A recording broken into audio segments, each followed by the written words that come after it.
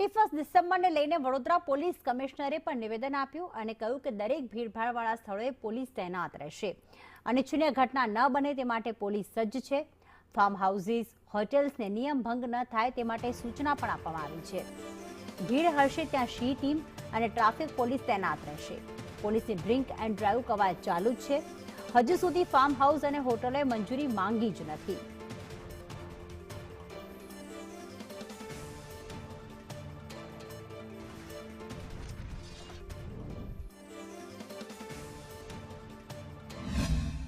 કોઈપણ વિસ્તારમાં એનડીપીએસને લગત પ્રવૃત્તિ ના ચાલે તે માટે શહેર પોલીસ મહિનોથી એક સ્પેશિયલ ડ્રાઈવ ચલાવી રહ્યું છે. કેટલાક લોકોને આપણે કેસ કરીને જેલ ભેગા કર્યા.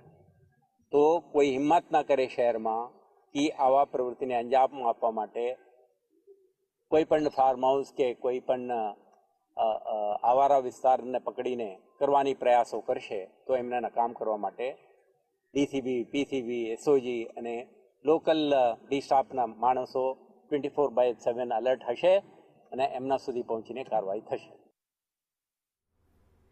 બુલેટિનમાં રોકાઈશું એક બ્રેક માટે. આપ જોતા રહો સંદેશ ન્યૂઝ.